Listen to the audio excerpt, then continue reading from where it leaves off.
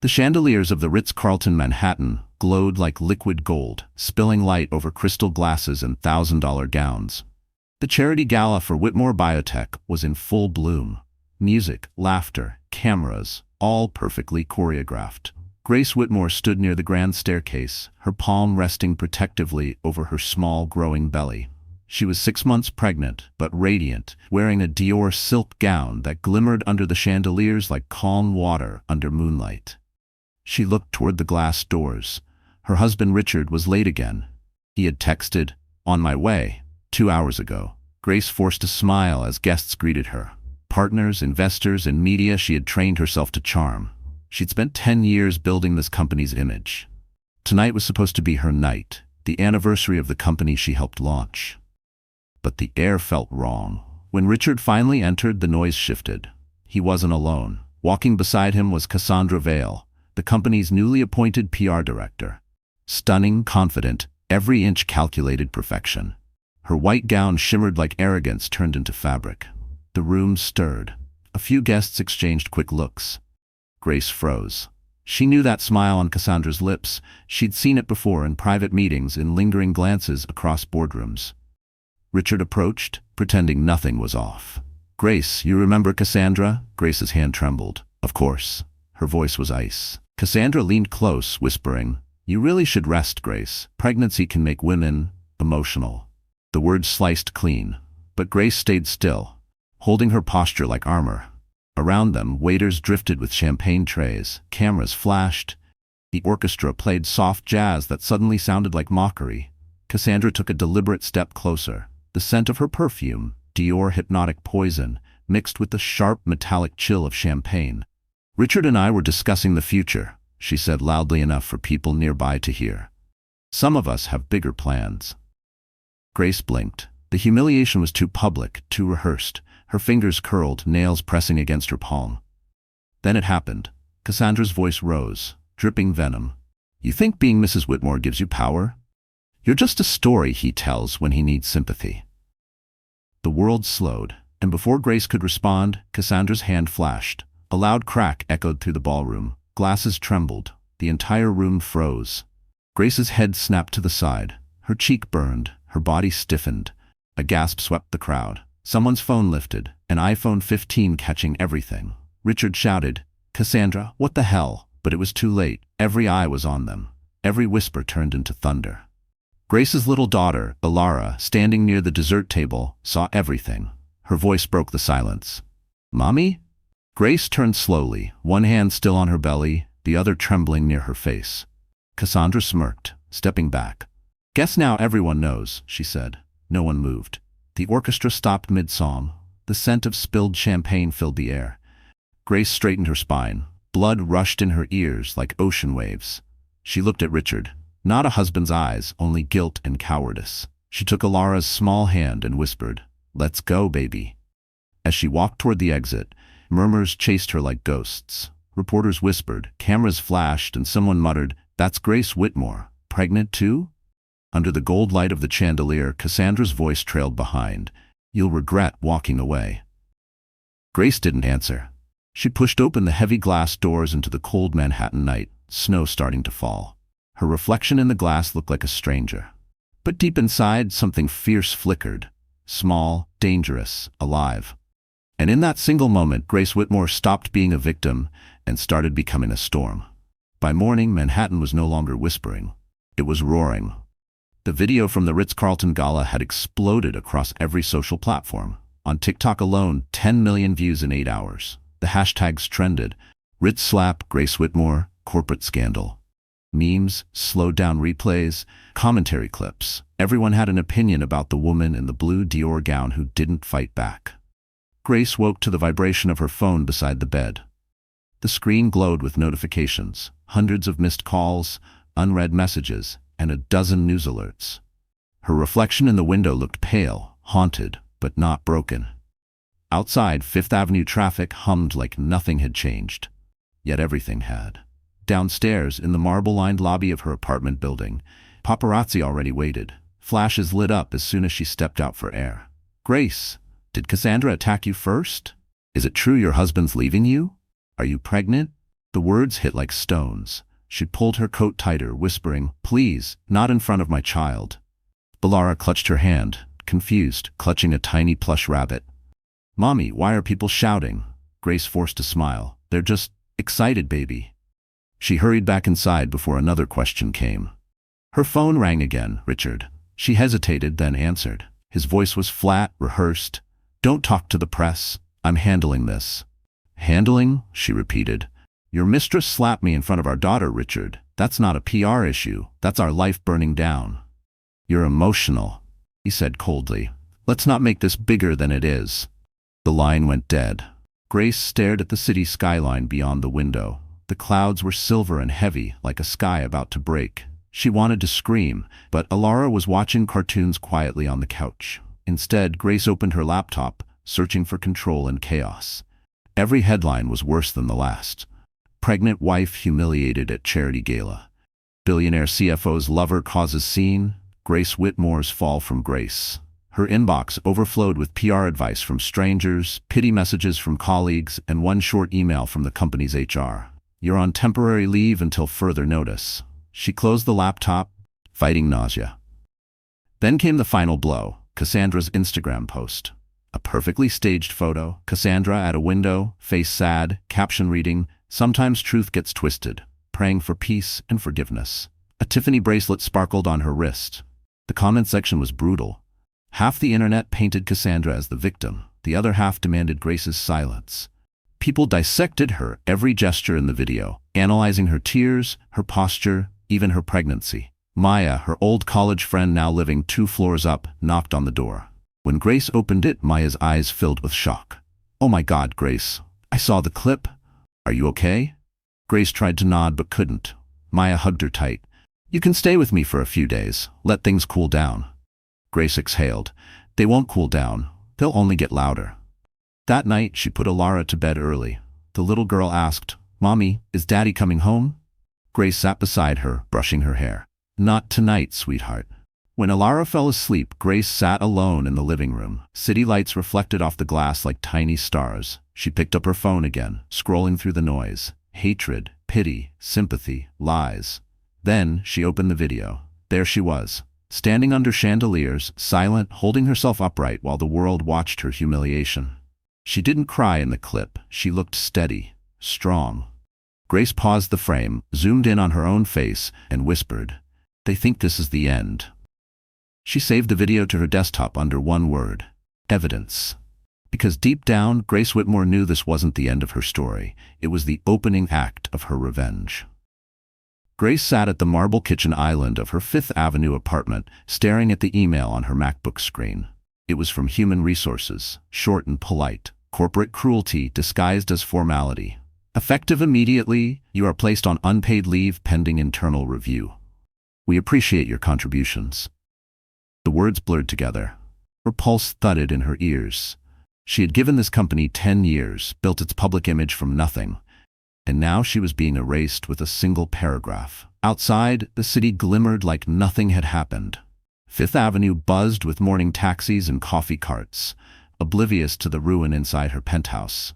She closed the laptop slowly. The silence of the apartment felt too large. When the front door clicked open, she turned. Richard stepped in, wearing his tailored navy suit, the faint smell of his cologne, Tom Ford Oud Wood, following behind. His expression was composed, even bored. "You should have stayed offline," he said, dropping his phone on the counter. Grace's voice was calm but brittle. "They suspended me because of your girlfriend," Richard sighed. "She's not my girlfriend, and this isn't her fault." Her laugh came out sharp. "She slapped your pregnant wife in front of our daughter, Richard. That's not her fault?" He avoided her eyes. "Look, the board's panicking. Investors are nervous. We can't afford more headlines. Maybe you should take a break. Go stay somewhere quiet until things settle." "Take a break? From what? My life?" "Grace, don't do this. You know how the press works." She crossed her arms. "You mean how Cassandra works?" His jaw tightened. "You're overreacting. You've always been dramatic when you're emotional." The words sliced deeper than any slap. She whispered, "Don't you dare call me emotional after what you've done." He reached into his coat pocket, placing in an envelope on the counter. "This is a temporary separation agreement. I think it's best for both of us." She stared at the papers as if they were a weapon. "You're serious?" "I'll take care of you financially," he said, avoiding her gaze again. "And Alara will have everything she needs." Grace's chest ached. "You mean you'll take everything that was mine and leave me with scraps?" Richard's voice turned cold. "Don't make this ugly. Sign it, and we'll keep this civil." She pushed the papers back. "Get out." He hesitated, jaw clenched, then turned toward the door. "You're making a mistake." The door slammed. Grace's knees weakened. She sank onto a stool, the envelope still between her fingers. The baby kicked faintly inside her. She pressed a hand to her stomach, whispering, "We're okay. We'll be okay." Her phone buzzed, a message from Cassandra. Just one line. "Hope you're resting. Stress isn't good for the baby." Grace stared at it, the cruelty almost elegant in its precision. She deleted it, but the words burned. Hours passed. The sun sank behind Manhattan's skyline, painting everything in amber and gold. Grace packed a small suitcase, tucking Alara's favorite books inside, along with her prenatal vitamins and the ultrasound photo. As she zipped the bag, her eyes fell on the framed photo by the bed. Her and Richard at the company's first gala, smiling like a power couple straight out of Forbes magazine. She lifted the frame, hesitated, then placed it face down. When Alara wandered into the room holding her stuffed rabbit, she asked softly, "Mommy, are we going on a trip?" Grace forced a smile. "Yes, baby, somewhere quiet." That night, after putting Alara to sleep, she returned to the kitchen. The envelope still sat where Richard had left it. She tore it open, scanning the legal jargon until one line stopped her cold. Full custody to the father in the event of mental instability or public misconduct. Her breath hitched. It wasn't just about control. He wanted her child. Grace gripped the counter until her knuckles whitened. The city lights outside flickered against her reflection in the glass. Her fear hardened into something else. Resolve. She whispered to herself, "If they think they can take my child, they're going to learn who I really am." And at that moment, Grace Whitmore began planning her quiet, devastating revenge. The next morning, the apartment was too quiet. No sound of Richard's shoes on the marble floor, no smell of his morning espresso, just the low hum of the city far below. Grace sat by the window, her laptop open, watching the world tear her apart in real time. The headline flashing across the screen made her stomach. Grace Whitmore's breakdown, jealous wife or corporate saboteur. A photo accompanied it, her face from the gala, eyes wide, the exact second before Cassandra's slap landed. Frozen humiliation. The caption read, "Sources say Mrs. Whitmore has been unstable for months." Her pulse pounded. She scrolled down. Anonymous insiders claimed she had thrown glasses and screamed threats. Lies. All lies. The comments were worse. Rich people drama. She deserved it. Pregnant? More like pity bait. She slammed the laptop shut, breathing hard. Alara's small voice called from the hallway. "Mommy?" Grace turned quickly, softening. "Hey, sweetheart, come here." The little girl climbed into her lap, clutching her stuffed rabbit. "Why are people saying mean things about you?" Grace's throat tightened.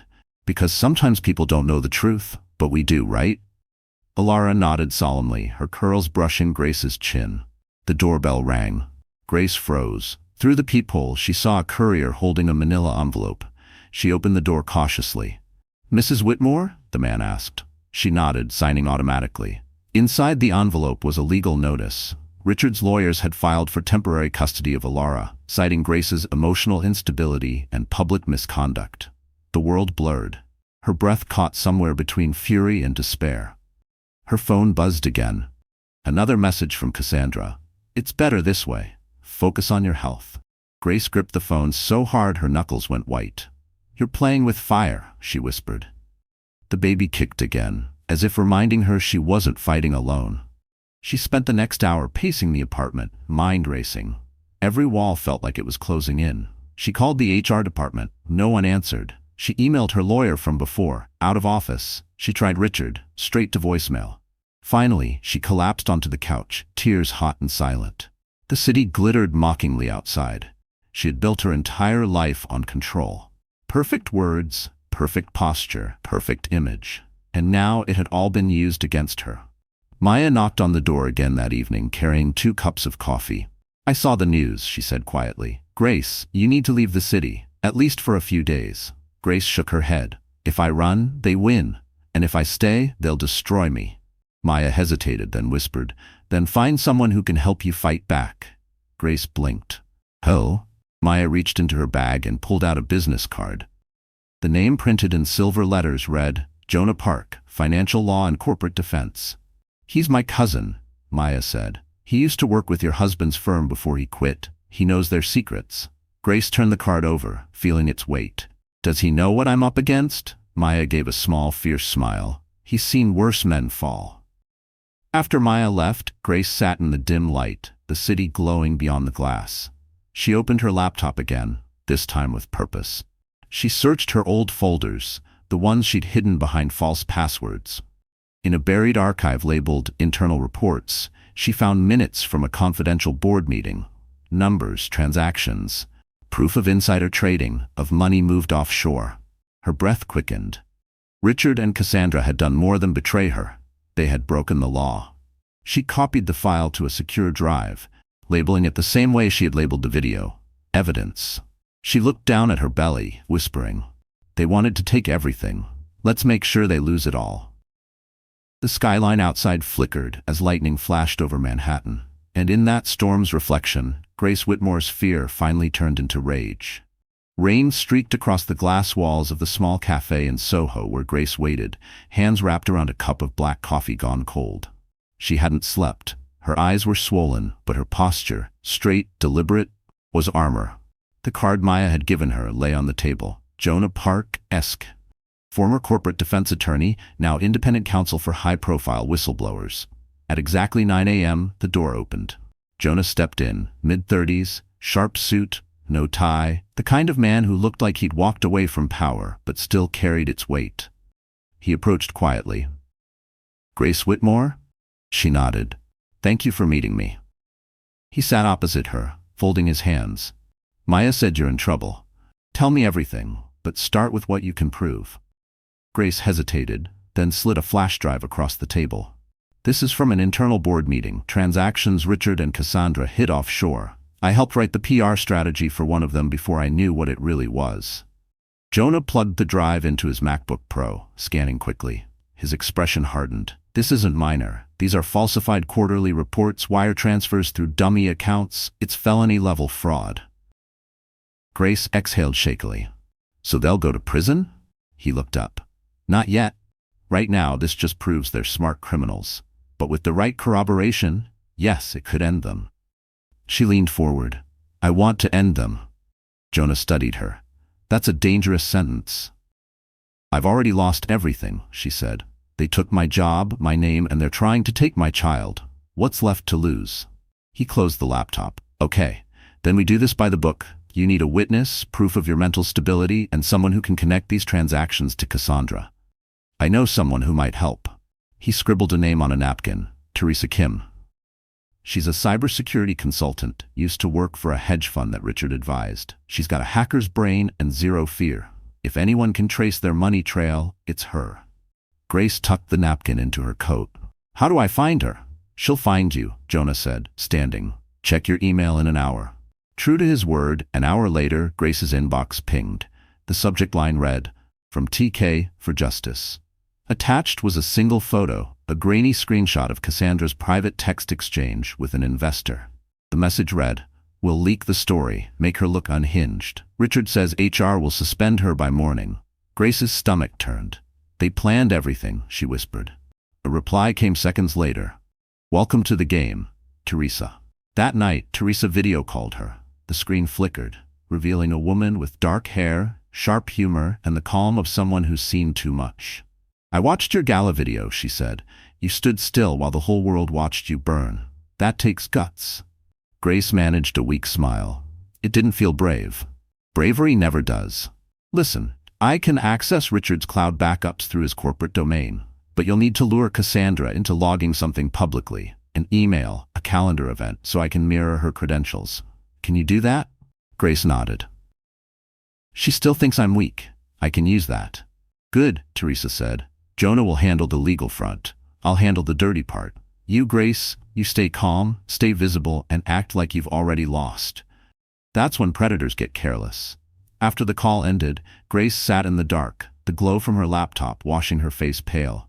Alara slept in the next room, breathing softly. Grace placed a hand over her belly, feeling the baby move, a tiny heartbeat against her palm. She opened a blank document and began typing notes, names, dates, wire transfers, meetings, motives, a timeline of betrayal turning into ammunition. Outside, thunder rolled across the city. Grace whispered, "They used lies to destroy me. I'll use truth to destroy them." And for the first time since that night at the Ritz, she felt something powerful. Control returning to her veins. Because now Grace Whitmore had allies, evidence, and a plan. The following evening, Grace sat at her dining table, the only light coming from her laptop screen. Rain tapped softly against the tall glass windows of her Fifth Avenue apartment. The city below glittered, unaware that its secrets were about to be exposed. Teresa Kim's name blinked on the screen again, this time with an encrypted link. "Click it," Jonah had said over the phone earlier. "She's the best. But remember, what you're about to see can't be unseen." Grace clicked. A black window opened, lines of code scrolling across.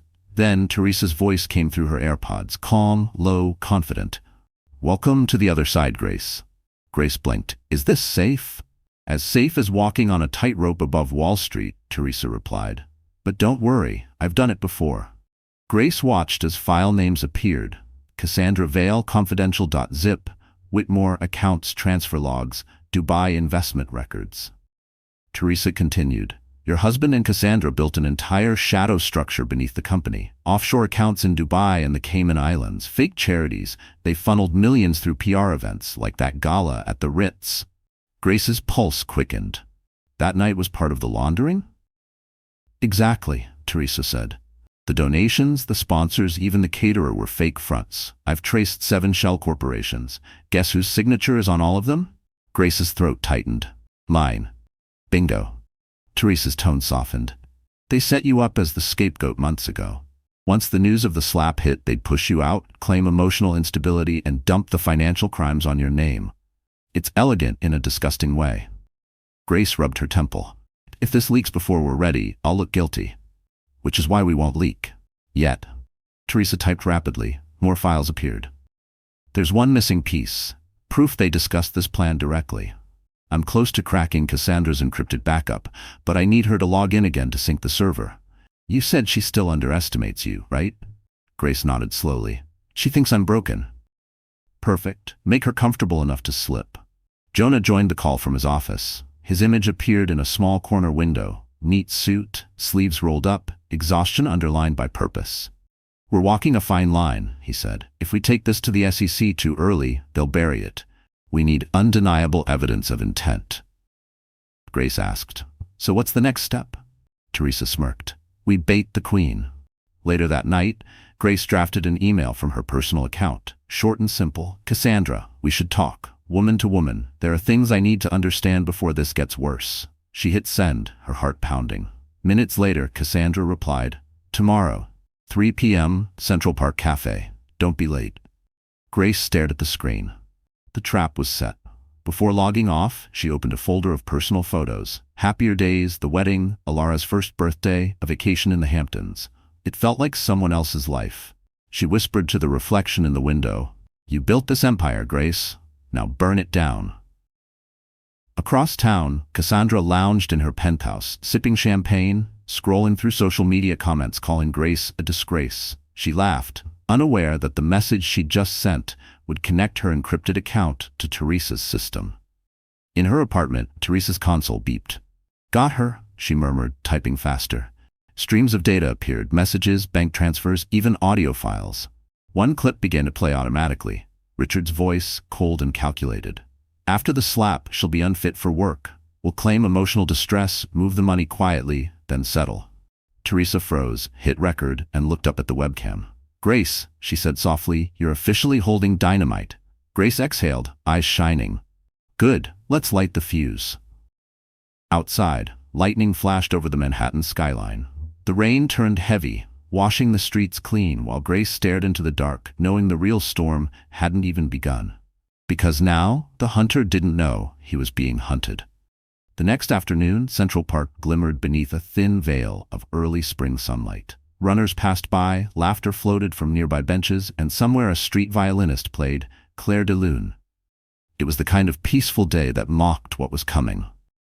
Grace walked slowly toward the cafe on the park's east edge, her pulse matching her footsteps. She wore a cream coat, her hair tied back neatly, and sunglasses large enough to hide exhaustion.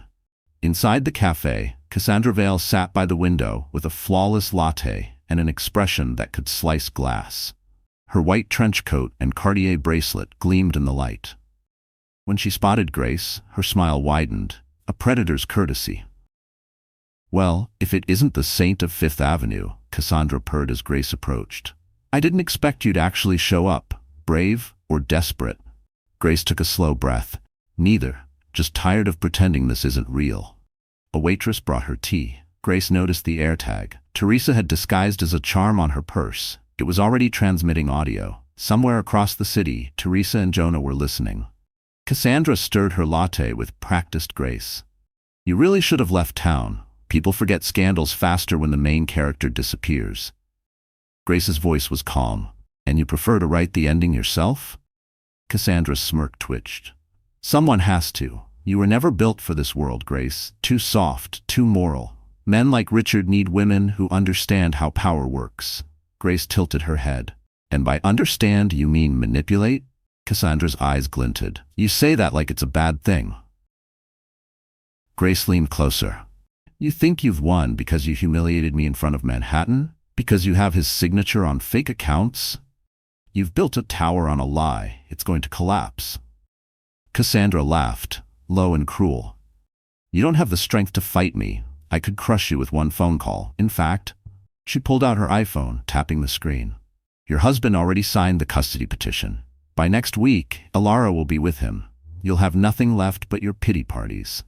Grace's jaw tightened, but her eyes stayed steady. "Do you ever wonder what happens when the camera turns the other way?" Cassandra frowned slightly. "What?" Grace gestured toward the cafe's glass wall. Outside, a man appeared to be taking photos of birds. It was Jonah, discreet and calm. Cassandra turned just long enough for the AirTag's signal to ping again, strong and clear. Teresa's voice whispered in Grace's earpiece. "We got her connection. Keep her talking for one more minute." Grace smiled faintly. "Do you believe in karma, Cassandra?" Cassandra scoffed. "Only in fools who think they deserve it." Grace's fingers tightened around her teacup. "Then maybe you'll believe in evidence." Cassandra leaned in, voice dripping contempt. "Evidence of what? That your husband never loved you? That he told me he married you for PR? That he calls you damaged goods behind your back?" The words hit like bullets, but Grace didn't flinch. She whispered, "Keep talking." Cassandra smirked, oblivious. "He was going to divorce you quietly, but I told him to make it public. A scandal destroys sympathy. It makes you forgettable. And now, no one will ever hire you again." At that exact moment, Teresa's voice came through the earpiece. "We've captured the confession. Audio quality's perfect." Grace's hands trembled, but this time with relief. She stood up slowly, placing a $20 bill on the table. "Thank you, Cassandra. You've helped me more than you'll ever understand." Cassandra blinked. "Excuse me?" Grace leaned down, meeting her eyes. "Next time you play God, make sure heaven isn't recording." She turned and walked out, the sound of the violin growing louder as if scoring her exit. Outside, Jonah met her halfway down the path, his phone already buzzing. Teresa's message appeared on screen. "Full confession secured. Time to load the next bullet." Grace took a deep breath of cold Manhattan air. The weight she'd been carrying for weeks lifted slightly. "Ready to fight back?" Jonah asked. Grace looked toward the skyline, the sunlight flashing across her sunglasses like fire. She smiled. "No, Jonah, I'm ready to win." And for the first time, Grace Whitmore stopped defending herself and started her war. The following morning, Manhattan woke to rain and chaos. Grace sat on her couch, barefoot, wrapped in a wool blanket, the glow of her laptop reflecting in her eyes. Teresa's audio recording was clean, crisp, Cassandra's voice confessing every cruel detail, every calculated move. Jonah had already reviewed it twice before calling her at sunrise. "This," he said through the phone, "is a weapon. But if we fire too soon, they'll twist it into something else. We play the long game." Grace nodded, even though he couldn't see her. "Tell me what to do." "Step 1, Jonah replied. File a protection order against Cassandra for harassment. Step 2. Send an official complaint to the SEC about fraudulent corporate activity. But we leak nothing yet. Not until it hurts most. Grace's hands shook slightly as she typed. How long before they know? Not long, Jonah said. And when they do, they'll panic. Across town, Cassandra was already unraveling. The company's boardroom was filled with tension. She sat beside Richard at the long glass table, feigning composure while her phone vibrated non-stop. An anonymous email had arrived. Subject line, confession. You're finished. Her eyes flickered, heart pounding. Richard, she whispered, someone's blackmailing us. He glanced at her, irritated. We're already in enough mess. Don't make it worse. It's Grace, Cassandra hissed. She's doing something. He smirked. Grace couldn't organize a grocery list without crying. She's harmless. But she wasn't. That afternoon, Grace and Jonah met at his office on Park Avenue. The view of the skyline was clean and endless. Jonah placed a folder on the table. These are the documents for the restraining order. Teresa's already encrypted your evidence. The courts will have to take this seriously. Grace opened the folder, reading her own name under petitioner. It felt surreal. What about Richard? Jonah leaned back. His turn will come. But Cassandra is the public face of this chaos. She's the match. We'll make her burn first.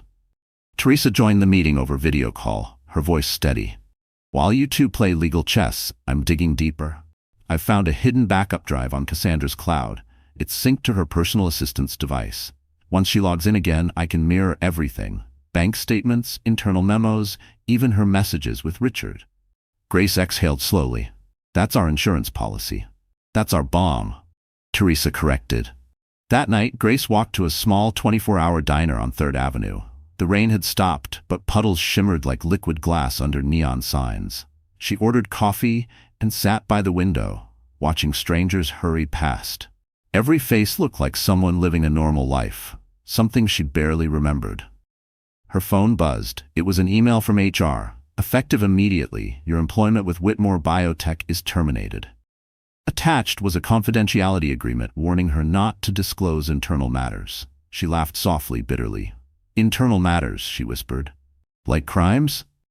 Jonah called moments later. I saw the termination notice. Good. Now you're free. They can't muzzle you anymore. Grace stared at her reflection in the window. Her eyes looked tired but alive.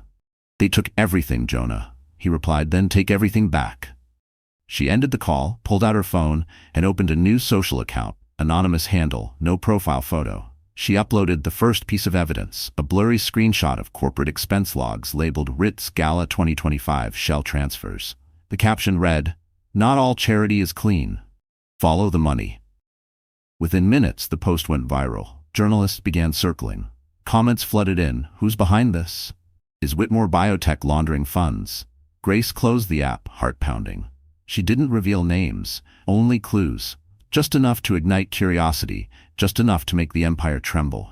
Across Manhattan, Cassandra's phone rang non-stop. Richard barked at her from across the room. What the hell did you do? Cassandra's voice shook. I didn't post anything. Richard turned to the window, gripping his temples. Then someone's coming for us. Grace leaned back on the diner seat, stirring her coffee, watching raindrops gather on the glass again. She smiled faintly. Not someone. She whispered, me. And that night, while Manhattan slept, Grace Whitmore quietly declared war, and this time, the city was watching. By sunrise, Manhattan was on fire, digitally, not literally. News alerts flashed on every screen. Anonymous whistleblower claims Whitmore Biotech laundered millions through charity gala. Grace's anonymous post had detonated overnight, spreading through Twitter, Reddit, and morning TV like wildfire. Reporters clustered outside the company's glass tower on 5th Avenue. Cameras rolled. Headlines screamed. Shares plummeted 12% before the opening bell. Inside her apartment, Grace sat cross-legged on the couch, a half-empty mug of tea cooling beside her. She hadn't slept, but exhaustion felt irrelevant. Her phone buzzed constantly, calls from unknown numbers, journalists offering money for exclusive interviews, gossip blogs begging for confirmation. She ignored them all. Jonah arrived just after 8, rain still on his coat. It's chaos out there, he said, setting down his briefcase. The board is panicking. You did it. Grace, you cracked the silence. Grace looked up, calm but sharp. No, I just lit the first match. He opened his laptop, scanning live feeds. Cassandra hasn't made a statement yet. That means she's scrambling. Her lawyers are trying to identify the whistleblower, but your post came from a VPN chain that even Teresa can't trace back. You're safe for now. Safe is temporary, Grace replied. Across town in the Whitmore Biotech offices, Cassandra's nails clicked against the conference table as she hissed into her phone. I told you to contain her, Richard. Why wasn't her severance enough? Richard's voice came cold and tight. She's unstable. That post proves it. We spin this as revenge, emotional distress, postpartum paranoia. The press eats that narrative. Cassandra exhaled, and the money trail? Hidden, for now. But not for long. Teresa's message pinged on Grace's phone, got deeper into Cassandra's assistant's backup. You'll want to see this. Attached was a photo, an internal memo marked confidential. It listed payments from charitable subsidiaries redirected to Richard's private holding company. Signatures in black ink, Richard's and Cassandra's. Jonah's eyes widened when he saw it. This isn't just fraud, it's federal crime. Grace leaned back, voice low. Then it's time the world sees who the villains really are. Jonah hesitated. If you leak this one, you cross a line. They'll come after you with everything. Lawyers, detectives, even private investigators. Grace looked out the window, where the morning light split across skyscrapers. They already took my career, my reputation, my family. What's left to fear? He sighed. Then we make it strategic, one piece at a time. At 11 a.m., Teresa uploaded a new anonymous thread under the same whistleblower handle. Wondering where your donation went? Check the Cayman account linked to Whitmore Biotech's Gala Fund. Attached were fragments of data, enough to prove the fraud without naming names. Within minutes, finance journalists picked it up. CNBC broke a segment. By noon, protesters stood outside the company headquarters, holding cardboard signs reading, "Truth over power" and "Where's the money, Whitmore?" Meanwhile, Richard stormed into Cassandra's office, slamming the door. "This is your mess!" Cassandra stood, trembling with fury. "My mess? You're the one who signed the transfers. You said it was airtight." He leaned close, voice venomous. "If I go down, you go down with me." For the first time, Cassandra looked afraid. That night, Grace watched the evening news. Her face, blurred from the viral video, flashed across the screen as reporters discussed the whistleblower of Fifth Avenue. The anchor's tone was almost reverent. Public opinion is shifting. The anonymous source is being hailed as a hero. Grace turned off the TV, tears threatening but held back. Alara slept peacefully beside her, clutching her stuffed rabbit. Jonah called. "You're winning the narrative. Don't let them bait you into revealing yourself." Grace whispered, "I won't, but I want them to know fear for once." He chuckled softly. "They will. They're already bleeding." Across Manhattan, in a penthouse once filled with arrogance, Cassandra threw her phone at the wall as another headline popped up. Whitmore Biotech CFO under investigation. Richard stood by the window, watching the flashing lights below. "It's her," he muttered. "She's the one doing this." Cassandra clenched her fists. "Then let's end her." But Grace Whitmore, watching the skyline glow like fire, smiled faintly, because by the time they realized she was the storm, Manhattan was already burning. The week after the exposé, Grace's body finally betrayed her. Stress, sleepless nights, and the endless flood of calls had worn her thin. She had barely eaten, surviving on coffee and adrenaline. When the first pain hit, sharp, low, relentless, she was in the kitchen holding a glass of water. It slipped from her hand and shattered across the tile. "Alara," she called weakly, but her voice broke. The world tilted. She dropped to her knees, clutching her stomach. The baby kicked, frantic and real. Neighbors heard the crash. Within minutes, Maya burst through the door. "Oh my God, Grace." She knelt, grabbing her phone. "You're in labor, early labor. We need an ambulance." The sound of sirens blurred into the city noise. Grace lay on the stretcher, sweat cold against her skin, lights flashing above. Her hands trembled, searching for her phone. "Call Jonah," she whispered. "Tell him, the baby's coming." At Mount Sinai Hospital, chaos met urgency. Nurses swarmed, voices calm but firm. 31 weeks, blood pressure unstable, prep for delivery. The sterile smell mixed with fear. Grace tried to breathe, each contraction a lightning strike through her body. Hours passed like minutes. Jonah arrived, breathless, rain-soaked, tie crooked. He wasn't family, but the nurse recognized him from Grace's pleading eyes. "She needs support." she said quietly. One person only. Jonah entered the delivery room. Grace looked pale but fierce, eyes burning through exhaustion. You shouldn't be here, she murmured. Try to stop me, he replied, voice steady. You're not doing this alone. The doctor's voice cut through the noise. One more push, Grace, you can do this. Grace gritted her teeth, whispering, for you, my little one. And then a cry, small, fragile, but alive. A baby boy. They placed him on her chest, skin against skin, heartbeat against heartbeat. Grace sobbed, her hands trembling around the tiny body. He's here, she whispered. He's here. Jonah stood frozen, eyes glassy. You did it, he said softly. But relief didn't last long. Her phone, forgotten on a chair, buzzed with a dozen notifications. News alerts. Richard's face, Cassandra's. The headlines screamed, Whitmore CFO under criminal investigation, company stock collapses 35%. Jonah read the screen, lips curving slightly. Looks like karma made an early delivery too. Grace laughed weakly, then winced. Do you think they know it was me? They will, he said, and when they do, they'll realize too late. Hours later, after the baby was moved to NICU for observation, Grace sat in the dim hospital room, exhaustion settling like fog. Jonah brought her water, then leaned against the wall. You should rest. You've been through hell. She shook her head. There's no time. Cassandra and Richard won't stop. I need to protect my children. Jonah stepped closer. Then let me help you. We'll make the next move carefully. The evidence we have, the board can't ignore it. But Grace, you're more powerful now than you've ever been. You've become untouchable. She looked at him, unsure whether to laugh or cry. Untouchable? I'm lying in a hospital bed. Exactly, he said gently, and the world's watching. No one will dare silence you now. He handed her his phone. On the screen, a tweet from a well-known journalist read, The whistleblower who exposed Whitmore Biotech just gave birth. Public calls for protection and justice. The post already had 500,000 likes. Grace covered her face, overwhelmed. I didn't want fame, she whispered. You didn't chase fame, Jonah said. You chased truth. Fame just followed. Through the window, the Manhattan skyline glittered against the night sky. For the first time, the city didn't feel like an enemy. It felt like a witness. Jonah turned off the lights, letting only the soft glow from the incubator reflect on the walls. You rest, he said quietly. I'll guard your storm. Grace closed her eyes, her hand resting on the tiny hospital bracelet labeled Baby Whitmore. Outside the room, the nurses whispered about the viral news. Inside, Grace finally slept, not in defeat, but in peace, because sometimes the smallest cry in the world can silence an empire. 10 days after the hospital, Grace walked out of Mount Sinai with her newborn son cradled in her arms and Alara's tiny hand in hers. The air was brisk, the Manhattan skyline sharp against a pale blue sky. She wore no makeup, only strength. Cameras followed her from the hospital doors to the waiting car, flashes strobing like gunfire.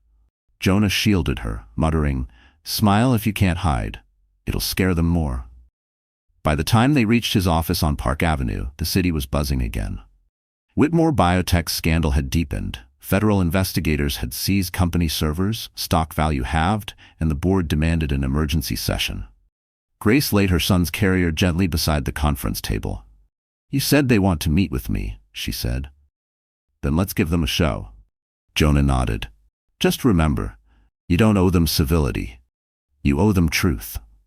The boardroom inside Whitmore Biotech's headquarters was a cathedral of glass and arrogance. 12 executives sat in silence as Grace entered. Her heels clicked against the marble floor, each step steady, deliberate. Richard was already there, face drawn, eyes bloodshot. Cassandra sat 2 seats away, hiding behind sunglasses indoors. When Grace reached the head of the table, she didn't wait for permission. She set a thick folder in front of her and looked each board member in the eye. You all know who I am, she began. But you've forgotten what I built here, so let me remind you. She pressed a key on the remote. The screen behind her flickered to life, showing photos of press conferences, research breakthroughs, charity drives, the foundation of Whitmore Biotech's empire. Every headline, every partnership, every dollar of goodwill came through my department. And while you were celebrating profits, your CFO and your PR director were committing federal crimes. Richard slammed his palm on the table. You have no proof. Jonah's voice came calmly from the back of the room. Actually, she has plenty. He connected his laptop, projecting documents onto the main screen. Forged reports, payment logs, bank transfers to offshore accounts. Then came the audio recording, Cassandra's own voice from the cafe. "We'll make her look unhinged. Richard says HR will suspend her by morning." The room went silent, except for the soft hum of the projector. Cassandra shot up, trembling. "That's fake. You can't." Grace cut her off. "Every file is verified and timestamped. I've already submitted copies to the SEC and federal investigators. By the end of the day, you'll all receive official subpoenas." One of the senior board members, a gray-haired man with an expensive watch, cleared his throat. "Mrs. Whitmore, what exactly are you asking from us?" Grace met his gaze. "Resign Richard as CFO immediately. Remove Cassandra from all executive duties, and when the dust settles, appoint a leadership that still has a soul left." Richard leaned forward, sneering. "And who do you suggest?" "You." Grace smiled faintly. "If terrifies you, then yes." Whispers rippled through the room. The chairman finally spoke. "She's right. We can't protect them anymore. Effective immediately, both of you are suspended pending investigation." Cassandra's face crumpled. "You can't do this," Richard shouted. "You're making a mistake." Grace stood, calm as glass. "The only mistake was underestimating the woman you tried to destroy." Security entered quietly to escort them out. Cassandra ripped off her sunglasses, eyes wild. "You think you've won? This isn't over." Grace turned to her, voice like steel. "It's been over since you hit a pregnant woman on camera." The doors closed behind the disgraced pair. Silence lingered. Then the chairman rose from his seat. "Mrs. Whitmore, the board would like you to serve as interim CEO until the investigation concludes. You've proven you're the only one capable of steering us out of this." Grace blinked, stunned.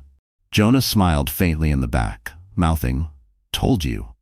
She looked down at her sleeping son in his carrier, then back to the board. "I accept. But this time, we lead with integrity, or we don't lead at all." As she walked out, reporters were already waiting in the lobby. Flashbulbs flared, voices shouted questions. Grace paused, holding her child close.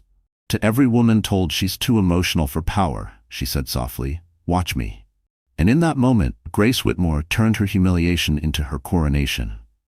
2 days after the boardroom coup, Grace's name was everywhere again. Only this time, the tone was divided. Half the media hailed her as a whistleblower hero. The other half whispered that she was a manipulator who had engineered her husband's downfall. It was Cassandra's doing. The disgraced PR director had vanished from public view, but not from the internet.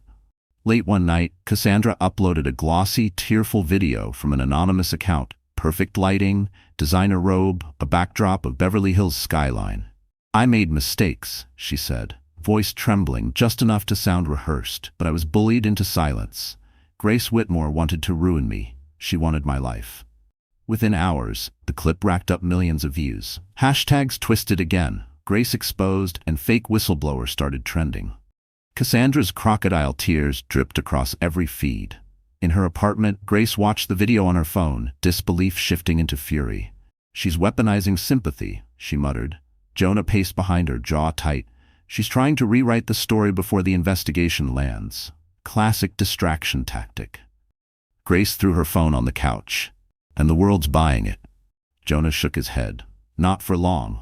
Teresa's working on a counterpunch." Across the city, Teresa's office glowed blue from multiple monitors. Her fingers danced across the keyboard. "You want to work, Cassandra?" she murmured. "Fine, let's make it fair." She dug through Cassandra's cloud backups, the encrypted audio archives she'd mirrored during their cafe meeting weeks ago. Then there it was, a folder labeled Personal Projects.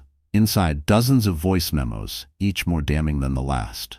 One file was timestamped 2 nights before the gala. Cassandra's voice purred through Teresa's speakers. "Tomorrow, I'll make her snap. A slap will go viral faster than any campaign." Teresa grinned. "Gotcha." She called Jonah immediately. "I have something better than proof. I have karma with surround sound." By morning, the audio leaked on a whistleblower forum, uploaded anonymously but clearly authentic. Cassandra's fake redemption video turned into a joke within hours. News anchors replayed her recorded words side by side with her tearful performance, dissecting her hypocrisy frame by frame. Cassandra's sponsors withdrew overnight. Her bank froze pending investigation. Her management agency released a cold statement. "We no longer represent Ms. Vale." Meanwhile, Grace woke to a knock on her door. Maya stood there with a copy of the New York Times. The front page headline read, "Whitmore Scandal Implodes. Secret Recordings Reveal Premeditated Assault." Grace stared at it in silence before whispering, she dug her own grave. Maya smiled sadly, and you just had to outlast her. But victory came with a strange kind of quiet.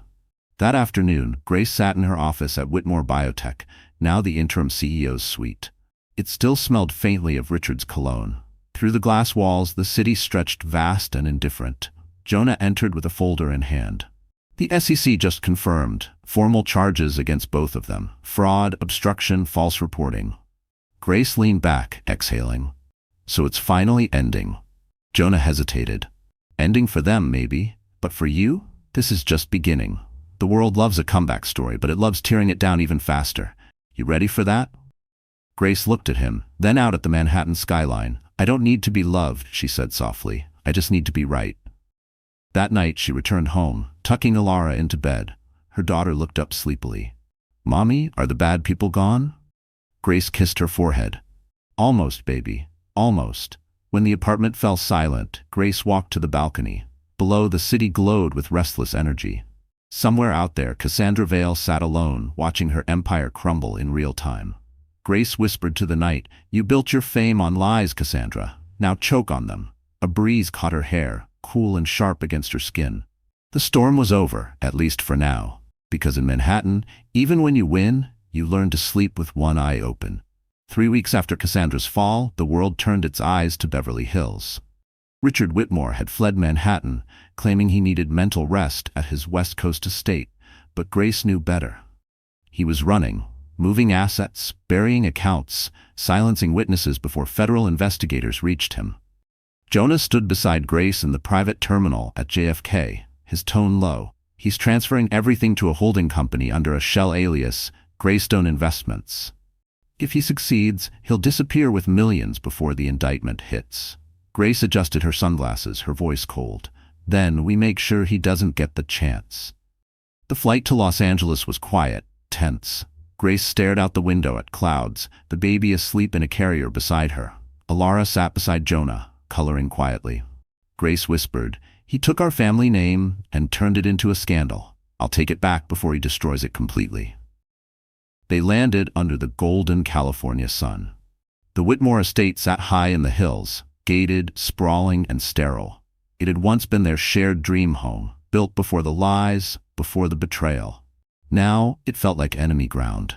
Jonah parked the rental car down the hill. "Remember," he said, "he thinks we're here to negotiate peace. He doesn't know Teresa is feeding everything live to the feds." Grace straightened her blazer. "Good. Let him believe he's still in control." Inside the mansion, Richard greeted her with a smile too rehearsed to be human. "Grace," he said smoothly, "you look recovered." She ignored the insult. "We need to talk, privately." He gestured toward the marble living room, sunlight spilling across the floor. A Mont Blanc pen lay on the coffee table, his old power totem. She hated that she noticed it. "Drink?" he offered. "No," she said. "Let's get this over with." Richard sat, exhaling heavily. "You've made quite the mess, you know, but you embarrassed the company, the family, and yourself. But I'm willing to forgive it all if you sign this." He slid a document toward her. It was a settlement agreement, hush money disguised as reconciliation funds. Grace scanned it, the words blurring until one section made her stop cold. Full custody of minor children to father upon transfer of property assets. Her voice came out soft, almost too calm. "You're still trying to buy my children." Richard shrugged. "They'll have better lives with me. You've already dragged them into enough chaos." Grace leaned back, smiling faintly. "You know, you were always arrogant, but never stupid, until now." He frowned. "What does that mean?" Before she could answer, the sound of a faint beep came from her purse. The AirTag Teresa had synced to Jonah's phone. That was the signal. Jonah, waiting outside with a secure line, spoke quietly into his mic. "Now." A team of federal agents approached the gate silently, black SUVs rolling up the driveway. Inside, Richard continued talking, oblivious. "I'm offering you a lifeline, Grace. Take it." Grace rose slowly, meeting his eyes. "You offered me a leash, Richard, and I'm done being your dog." His face darkened. "You'll regret this." "No," she said, pulling a small flash drive from her pocket. "You will." The front door burst open. FBI, Richard Whitmore, you're under arrest for securities fraud, obstruction of justice, and wire transfer manipulation. Richard froze, eyes wide. What? How? Grace stepped back as agents cuffed him, reading his rights. You set me up once, she said quietly. This time, I set you up. As they let him out, Richard turned, voice shaking with disbelief. You planned this? Grace met his gaze with steel. Every second. Jonah entered, flashing his credentials as cooperating counsel. It's over, Richard. Outside, the press had already gathered, tipped off by Teresa 20 minutes earlier. Cameras flashed, reporters shouted, the headlines wrote themselves. Whitmore CFO arrested in Beverly Hills mansion. Grace stood by the doorway holding her baby, Alara clutching her hand. She looked out at the chaos, the sun blazing behind her. Jonah whispered, You realize you just ended a dynasty. Grace's expression didn't waver. No, Jonah, I ended a lie. And as Richard Whitmore was driven away in handcuffs, Grace finally took back everything he tried to steal, including her name. The courthouse in downtown Los Angeles buzzed like a beehive. Cameras lined the marble steps, reporters crowded every entrance, and the words, "The Whitmore Trial," glowed across every news ticker in America. Grace arrived in silence, stepping from the black SUV with Jonah beside her. She wore a tailored navy suit, her hair pulled into a low bun, a silver cross pendant resting just above her heart. It wasn't fashion, it was armor. Inside the courtroom, the air felt electric. On one side sat Richard Whitmore, thinner now, his arrogance stripped away but his defiance intact. Beside him, Cassandra Vale, her once flawless composure replaced with the jittery tremor of someone whose entire life had gone up in flames. Their lawyers whispered frantically, stacks of papers trembling beneath their hands. The prosecution began with precision, displaying charts, bank statements, and digital logs. The evidence was airtight, millions laundered through shell accounts, false quarterly reports, forged charity receipts. Each file carried their signatures, Cassandra's elegant loops, Richard's sharp initials. Grace sat quietly in the first row, her hands clasped in her lap, every muscle coiled tight. Jonah leaned close. Remember, you don't need to speak unless called. Your presence is enough. But when the prosecutor called, Mrs. Grace Whitmore, please take the stand, the entire courtroom turned. She rose, back straight, walking to the witness box under the white glow of chandeliers. Cameras clicked softly. The judge's voice was calm. Please state your name for the record. Grace Whitmore, she said clearly, and your relation to the defendant. Ex-wife. She paused, and former communications director at Whitmore Biotech. The prosecutor nodded. Mrs. Whitmore, could you describe your role in uncovering the fraudulent activities? Grace met his eyes steadily. I didn't uncover them alone, but I refused to stay silent once I saw what they were doing. I believed this company was built to save lives. Instead, they were stealing from the sick to buy champagne. A murmur rippled through the gallery. The judge lifted his gavel slightly for silence. The prosecutor continued, and when you confronted them? Grace looked toward Richard. He called me emotional. Cassandra laughed. Then she slapped me in front of our daughter at a charity event. The courtroom froze. Cassandra's attorney jumped up. Objection. Irrelevant. The judge shook his head. Overruled. Continue. Grace's tone stayed calm, almost icy. That moment wasn't about jealousy. It was about power. They thought if they humiliated me publicly, I'd disappear quietly. They were wrong. Jonah watched her with quiet pride. Cassandra suddenly stood, blurting out, She's lying. Richard planned it all. I just did what he told me. The courtroom erupted. Reporters scribbled furiously. The judge slammed the gavel. Miss Vale, sit down or you'll be held in contempt. But Cassandra didn't stop. He made me sign everything. He said his lawyers would cover it. I didn't. Richard snapped. Shut up, Cassandra. She spun on him, her voice cracking. You ruined me. You said we'd be safe. In that instant, their alliance shattered. The prosecution didn't need to say another word. The jury had seen the truth in their chaos. By afternoon, the verdict came swift and final. Guilty on all counts. Richard's face turned pale. Cassandra buried her head in her hands. Cameras outside captured every second, the rise and fall of two people who thought they were untouchable. The judge's voice echoed, Mr. Whitmore, Miss Vale, you are hereby sentenced to 15 years in federal custody. Grace exhaled for the first time in months. Jonah touched her arm lightly. It's over. As As they exited the courthouse, reporters surged forward. Microphones filled the air with questions. Grace, how does it feel to win? What do you want to say to women watching this? Grace stopped at the top of the courthouse steps, sunlight catching her eyes. Justice doesn't erase pain, she said softly, but it reminds us that truth still matters. The crowd fell silent. Cameras zoomed in. Her words became tomorrow's headline. Grace Whitmore, from victim to victor. Jonah leaned close, smiling. You just rewrote your story. Grace looked toward the sky, the California sun warm on her face. No, she whispered. I just finished it. And as the gavel's echo faded, so did the power of everyone who once thought they could break her. 3 months after the verdict, Manhattan no longer whispered Grace Whitmore's name with pity. It spoke it with reverence. Headlines had changed from scandal to strength, from broken wife to CEO. Grace Whitmore, the woman who took down an empire. Her photo, confident, serene, eyes full of hard-won peace, graced the cover of every major magazine. But the truth was quieter. In her apartment overlooking Central Park, Grace poured herself a cup of coffee and watched the morning light drift across the skyline. Her son, Liam, slept peacefully in his crib. Alara was in the living room, drawing a picture of their family. Grace, Alara, Liam, and in a corner, a man with brown hair and a crooked smile. Jonah. Grace smiled faintly. She still wasn't sure what to call what they had. Trust, friendship, maybe something deeper. But she knew one thing. It felt safe. Her phone buzzed with an unknown number. This is Grace. Miss Whitmore, a warm voice replied. I'm Daniel Reeves from Netflix Originals. We'd like to discuss adapting your story into a documentary series, The Slap That Changed Wall Street. Grace blinked. You want to make a show? It's not just a show, he said. It's a symbol. Millions watched you fall, and millions more watched you rise. We believe the world needs to see the truth from your eyes. For a long moment, Grace said nothing. Then she replied softly, If I do this, every dollar goes to the Women's Legal Defense Fund, no exceptions. There was a pause. Then Daniel said, Deal. When she hung up, Jonah appeared in the doorway, sleeves rolled, tie loose, the same quiet energy he always carried. So, he said, smirking, Netflix? She nodded. They want to make my humiliation binge-worthy. Jonah chuckled. Then let them. Just make sure the ending is yours. Weeks later, filming began. Grace sat in front of cameras again, but this time under her own terms. The director asked, When she slapped you, what did you feel? Grace stared into the lens. Power leaving my body. And then, clarity. Sometimes destruction is the only way to rebuild.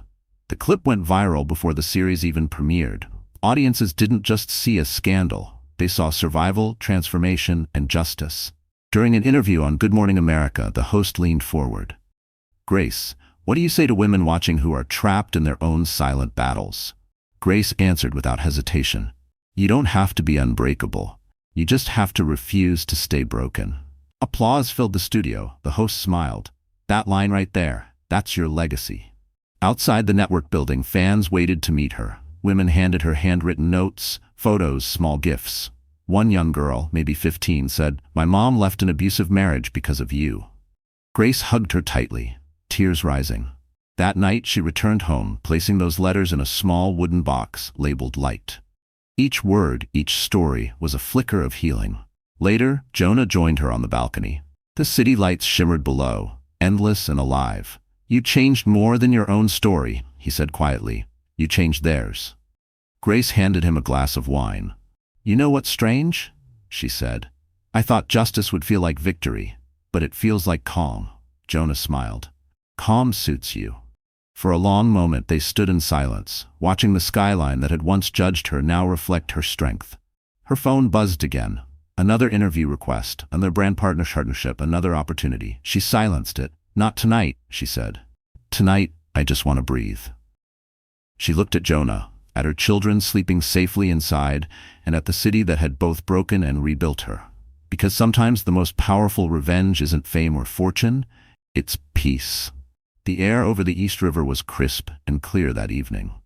Lights from the Brooklyn Bridge shimmered on the water like broken stars. Grace walked slowly along the pier, her heels clicking against the wooden planks.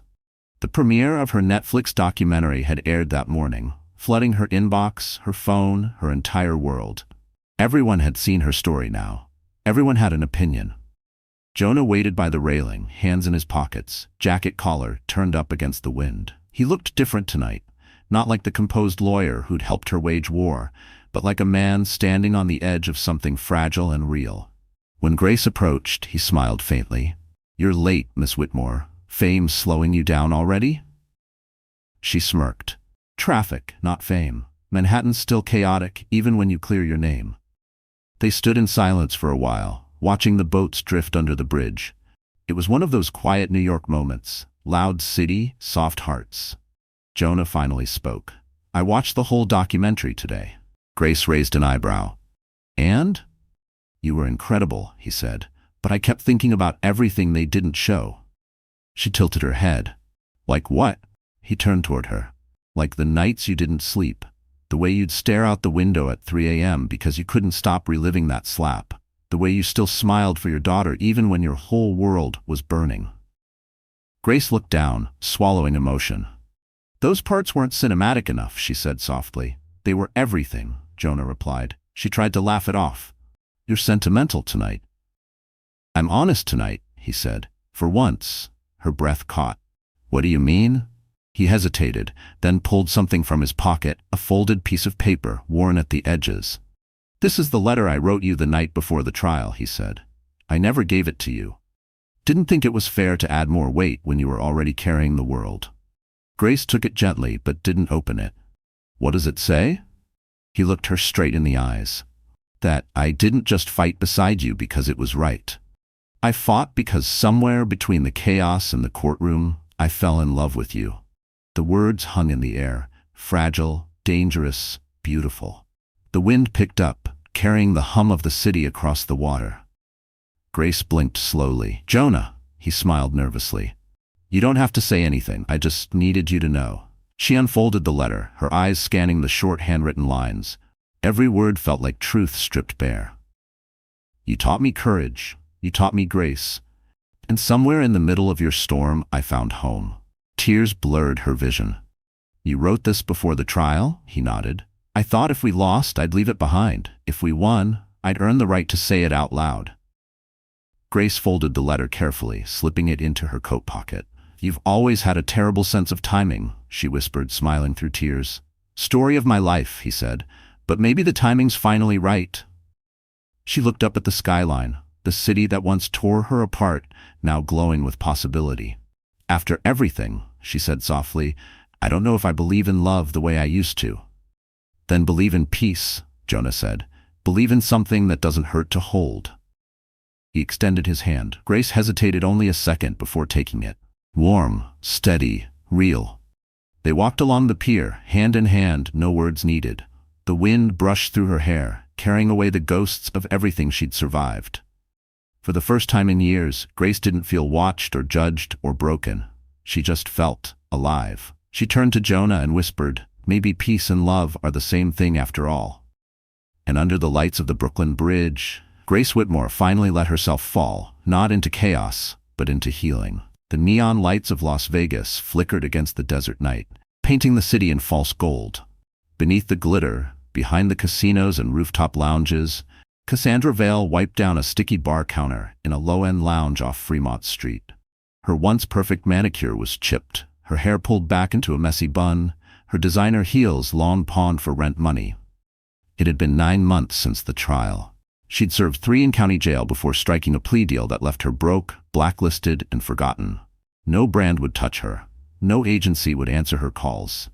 Every time she Googled her name, the same image appeared. Her crying face, mascara-streaked, labeled "From Power to Prison," the Cassandra Vale story. She hated the irony. Once she had controlled headlines. Now she survived off tips and cheap beer. "Cass, table 3 wants another round," her manager barked. "Yeah," she muttered, grabbing the tray. The air smelled like stale alcohol and disappointment. As she walked through the bar, the TV above the counter played a rerun of The Slap That Changed Wall Street.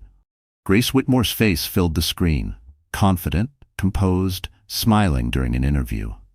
"I don't believe in revenge," Grace said in the clip, "but I believe in consequences." The laughter from the bar faded. Cassandra froze.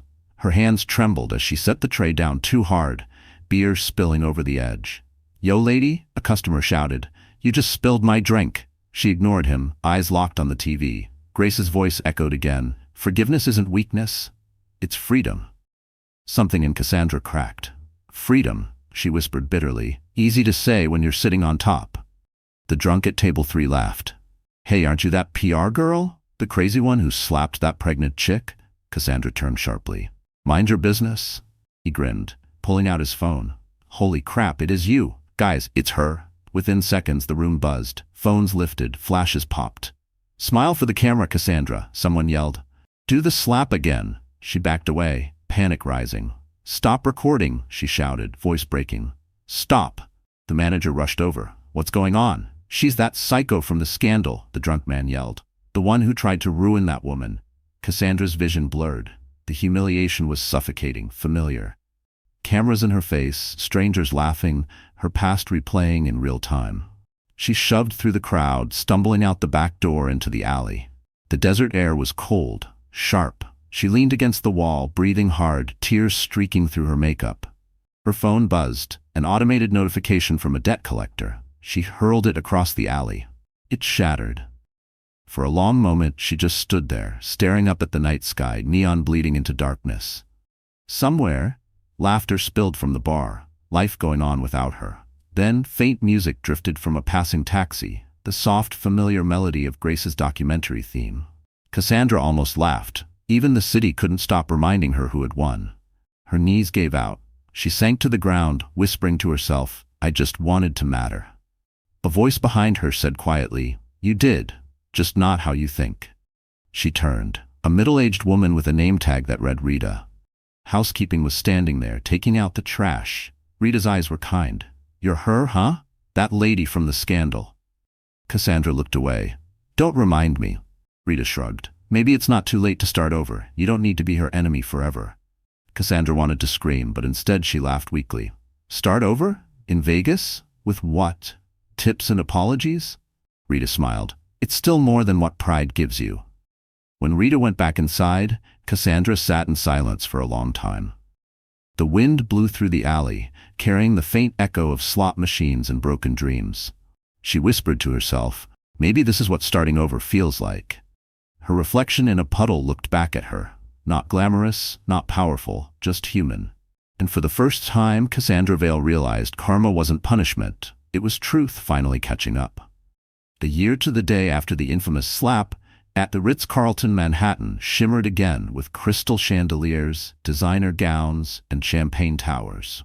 The charity gala had been revived under new leadership, the Grace Whitmore Foundation for Women in Crisis. Invitations had gone out to every major business figure, media outlet, and social influencer in New York. The city buzzed.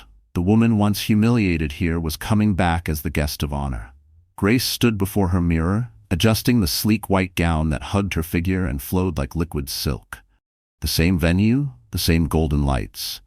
But she was no longer the woman who'd been struck that night. She was calm, grounded, untouchable. Alara helped fasten the diamond clasp on her bracelet. You look like a queen, Mommy, she said proudly. Grace smiled. Tonight isn't about looking like one. It's about proving every queen can rise again. Jonah appeared at the doorway, dressed in a black tuxedo, quiet admiration in his eyes. Ready? Grace nodded. More than ever. The gala unfolded like a dream. Reporters crowded the red carpet outside, flashes flickering as Grace and Jonah entered hand in hand. The orchestra played softly. 1,000 people rose to their feet as she stepped onto the stage. The same chandelier that once illuminated her humiliation now shined over her triumph. Grace took a deep breath and began. Exactly 1 year ago, this room witnessed a moment that changed my life. I walked out of this hotel broken, ashamed, and silent. Tonight, I walk back in standing taller than I ever have. Because truth doesn't break, it bends and rebuilds. Applause thundered through the ballroom. Cameras clicked. Grace continued, her voice steady but warm. This foundation will provide legal aid, therapy, and financial support to women who are silenced by power. No one should face what I faced alone. Jonah watched from the front row, pride flickering behind his calm expression. He knew the courage it took for her to return to this exact place, to reclaim what had been stolen under these same chandeliers.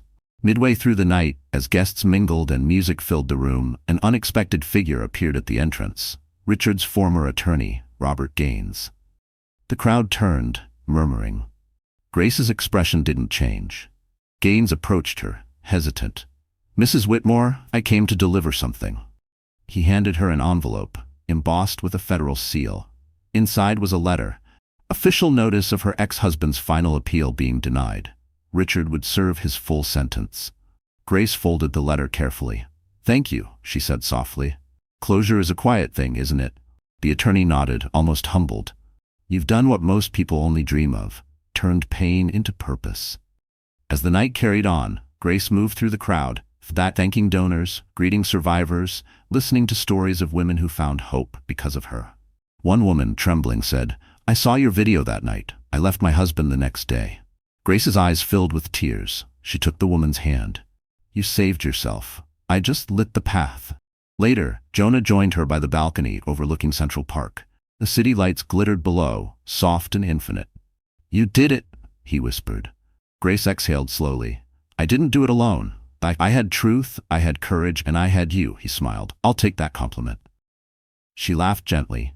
"You should." Inside, the orchestra shifted into a familiar melody. Claire de Lune, the same piece that had played during the first gala. The irony wasn't lost on either of them. Jonah extended his hand. "Dance with me. No headlines, no cameras, just us." Grace hesitated, then placed her hand in his. They moved slowly, swaying beneath the golden light, surrounded by people clapping softly. When the song ended, Grace looked around the grand hall. The same floor where she'd once been struck now echoed with applause for her victory. She whispered to herself, "This is how the story should have always ended." And under the chandelier that once witnessed her fall, Grace Whitmore finally danced in her own light. The morning after the gala, Manhattan felt softer, quieter, as if the city itself was exhaling after a storm that had lasted too long. Grace sat in her office at Whitmore Biotech, sunlight spilling through the floor-to-ceiling windows. On her desk lay 2 envelopes, one from the Department of Justice confirming Richard's sentencing, and another with no return address, written in familiar handwriting. Jonah entered, coffee in hand. "You've been staring at that envelope for 20 minutes. Grace nodded, her voice low. "It's from him." He set the coffee down gently. "Do you want me to read it first?" "No," she said. "Whatever's inside, it's mine to face." She opened the envelope carefully. The paper was thick, the handwriting uneven. "Grace, by the time you read this, I'll already be serving my time in federal custody. 15 years. I keep replaying everything, wondering how I lost control. Maybe it started when I believed power could replace love. I blamed you for everything. I broke myself. I don't expect forgiveness, but I need you to know. I was proud of you, even when I hated you. Tell our daughter I'm sorry I wasn't a better man." Richard Grace read the letter twice, then folded it and placed it back in the envelope. "He finally told the truth," she murmured. Jonah watched her carefully. "How do you feel?" She smiled faintly. "Lighter. Like a window finally opened." That afternoon, Grace visited the federal detention center where Richard was being processed. The media didn't know. She didn't want cameras or headlines, just closure. Inside, the walls were gray and cold, the air humming with the low murmur of guards and inmates. When Richard entered the visitor's room, he looked smaller, almost human again. The tailored suits were gone, replaced by a plain jumpsuit. His arrogance had dissolved into something quieter. Regret, maybe. They sat across from each other. For a moment, neither spoke. He broke the silence first. "You didn't have to come." "I know," she said, "but I needed to." Richard looked down. "I ruined everything, didn't I?" "You ruined yourself," she replied gently, "but you also taught me what strength looks like. Thank you for that." He swallowed hard. "You deserved a better man?" "I found one," she said simply. He nodded, eyes glassy. "Jonah Park. I've seen his name in the papers. He's a good man, and he loves our children already." Richard smiled weakly. "Then maybe you finally got the life you were supposed to have." For the first time in years, there was no venom between them, just honesty. When the guard announced time was up, Grace stood. "Goodbye, Richard." He looked up at her one last time. "Goodbye, Grace." Outside, the sunlight felt different, warmer, free. Jonah waited by the car. When she reached him, he didn't ask what happened. He simply took her hand. "Ready to go home?" Grace nodded. Home sounds perfect. They drove back toward the city, the skyline rising ahead like a promise. Grace watched it through the window, her reflection merging with the glass towers. You know what's strange? She said softly. I don't hate him anymore. Jonah smiled. That's how you know you've really won. Later that evening, Grace tucked Alara and Liam into bed. Alara held up a drawing she'd made, a family of 4 standing under a rainbow. That's you, me, Jonah, and baby Liam, she said proudly. Grace kissed her forehead. It's beautiful. When the apartment grew quiet, Grace stepped onto the balcony. The city lights shimmered below. She took Richard's letter from her pocket, tore it neatly, and let the pieces drift into the wind. Jonah joined her, slipping an arm around her waist. You okay? She leaned into him. Better than okay, I'm free. He smiled. What's next for Grace Whitmore? She looked out at the endless skyline, eyes glowing. Not revenge, not survival, just life. And under the Manhattan sky, Grace closed the final chapter, not with rage, but with peace that even betrayal couldn't steal. A year later, spring returned to Manhattan. Cherry blossoms lined the streets near Central Park, the air soft and bright with promise. Grace Whitmore walked along the familiar path with her 2 children, Alara skipping ahead, Liam babbling in his stroller. For the first time in years, there was no camera flashing in her face, no whispers trailing behind her name. The city that once devoured her story had finally learned to let her live.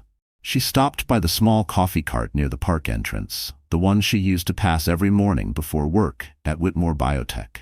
2 lattes, 1 hot chocolate, she said, smiling at the barista. He recognized her instantly. On the house, Miss Whitmore. You're kind of a legend around here. Grace laughed softly. I'm just a mom getting caffeine. As she sipped her drink, Jonah arrived, his tie loosened, hair a little messier than usual. He had left corporate law months ago, starting his own practice focusing on whistleblower protection. He leaned down to kiss her cheek. Morning, CEO. She rolled her eyes playfully. You mean former CEO. I resigned last week. He blinked. You did what? Grace smiled, taking another sip. It's time. The company's safe now. They don't need me to keep fighting battles that are already won. I want to build something different. Something that heals, not just profits. Jonah grinned. You're serious? I've already filed the paperwork for the Grace Whitmore Institute. We'll fund mental health programs for women rebuilding after trauma. Real help, therapy, housing, legal aid. Jonah looked at her with quiet awe. You don't stop, do you? She shrugged. I stopped being afraid. That's enough. They walked through the park, the city humming softly around them. For the first time, life didn't feel like a battlefield. It felt like a horizon. That evening, they returned to their apartment overlooking the skyline. The golden hour painted everything in light. Grace set down her purse and gazed at the wall across from her desk. It held photos, Alara's drawings, Liam's first steps, the gala, her first day as CEO, even a framed front page of the New York Times with the headline, Grace Whitmore, the woman who stood back up. She smiled and whispered, You did it. Jonah came up behind her, wrapping his arms around her shoulders. You know, people still call you the woman who changed Manhattan. Grace chuckled. Manhattan didn't change. I did. He kissed the top of her head. So what now? After changing everything? She turned to face him. Now we live. Really live. Later that night, after the kids were asleep, Grace stood by the window, looking out at the skyline glowing against the dark. The same city that once watched her shatter now reflected her peace. Jonah joined her, holding 2 glasses of wine. To the end of the story, he said. Grace shook her head. Not the end, the beginning. They clinked glasses, laughter filling the quiet room. The next morning, Grace woke early. The city was still half asleep. She opened her laptop and drafted a letter, one final public message to the world that had followed her rise and fall. To anyone who's ever been broken, you're not defined by what happens to you, but by how you rise after it. Healing isn't loud. It's slow, steady, and real. Don't chase revenge. Chase peace. It lasts longer. Grace Whitmore. She hit post and closed the laptop. Within minutes, thousands of comments poured in from women across the world. Stories of courage, survival, rebirth. Grace stepped out on the balcony, letting the morning sun touch her face. She could hear Alara laughing inside, Jonah humming softly, and the city waking up below. She whispered to herself, This is home. No more headlines, no more battles. Just a woman, her children, her peace, and a city that finally matched her calm. Because in the end, Grace Whitmore didn't win by fighting harder. She won by choosing to live free. So, that's it. The story of Grace Whitmore has finally come to an end. You're still here, aren't you? That probably means something deep inside you was touched, maybe not just by Grace's pain, but by her strength, her quiet way of standing back up after the world tried to break her. You see, life will never be free of storms. But as the Stoic philosopher Marcus Aurelius once wrote, "The impediment to action advances action. What stands in the way becomes the way." Grace's journey reminds us of that truth. Pain doesn't end us. It shapes us, polishes us, and teaches us how to rise differently. Maybe you've been where Grace was, betrayed, lost, silenced. Or maybe you're still finding your footing. Wherever you are, remember this. Healing isn't loud. It's quiet, steady, and brave. Every small step counts. If this story moved you, if even one line made you breathe a little deeper, then don't let it end here. Hit that like, share, and subscribe. Not just for Grace, but for every person learning to rebuild themselves one breath at a time. Because sometimes the most powerful comeback is simply choosing peace.